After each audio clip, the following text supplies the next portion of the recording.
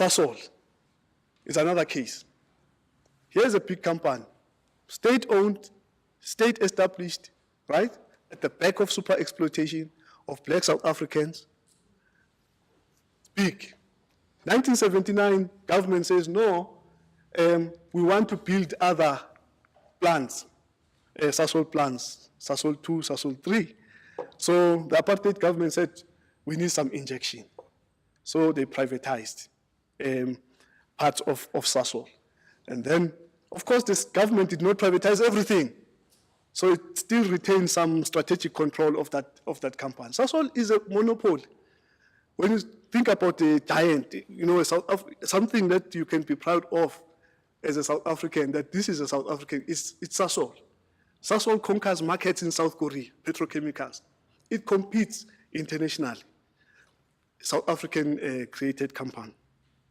But then the government started privatizing it, and then in order to raise money to finance developments, further developments of Sasol.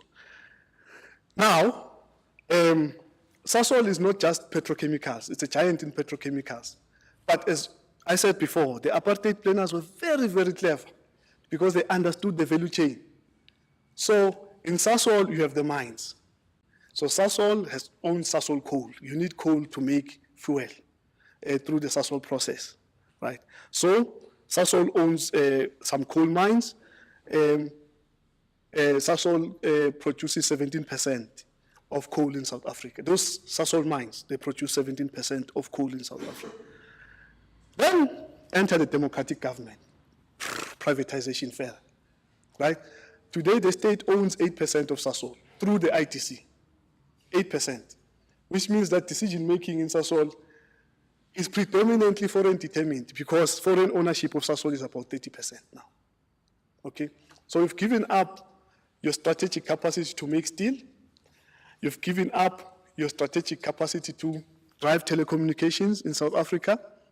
You've given up now your strategic capacity to manufacture petrochemicals. So what do you have as a democratic government, as a people of South Africa, that you own in this economy? What is it that you have? Now, so this is what happened, and what are the impact of the privatization of Sasol? Import parity pricing. Sasol is also charging import parity pricing.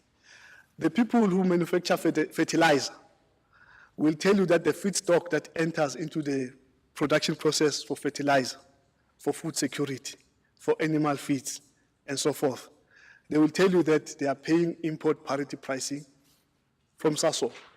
Sasol is now number 3 in the world in terms of manufacturing explosives, right? But the benefits that comes from ownership, from that position in global production, it does not filter to South Africans. Mainly, it filters to the foreign owners and the private owners of Sasol. And so what I was saying is that the privatization of Sasol has led to the high cost of petrochemical inputs, leading to the loss, again, of competitiveness of downstream firms. As we speak, there is a case. Sasol is charged by the Competition Tribunal for what? For charging excessive pricing for polymers. Polymers are those chemical feeds that are important for making of petrochemicals downstream. Very, very important component. So you don't have control of your petrochemicals. You don't have control of your steel production. You don't have control of your telecoms, which means that strategically, even when it comes to skills development and training, we can ask our uncles, brothers, sisters. Many will tell you that we got a bursary from Sasol. But today, does Sasol provide that? No. Why? Because the state has taken, has lost its ownership of Telkom, same thing. Telkom used to offer bursaries, skills development, and so forth. But today, how many bursaries are offered by Telkom? Nothing. Okay. So the sale of these strategic assets, in conclusion, the sale of these strategic assets to me was a blunder, economic blunder. Because what needs to happen is that those critical inputs that are upstream are supposed to be state-owned And the state is supposed to produce those inputs and charge prices at cost to downstream industries, so that the downstream industries that are labor intensive can be competitive and therefore can be able to be our export champions. Today, the exporters are actually these big companies, low value added, very capital intensive, and even energy intensive. If you go to Sasol here in Vanderbijlpark, here by the Vaal, it's highly capital intensive. Very few workers work there, but it's a huge plant. It is those strategic assets that are supposed to be used to produce those critical inputs to support labor-intensive sectors downstream. But it's not happening because those strategic assets are privately owned and they're pursuing profit maximization.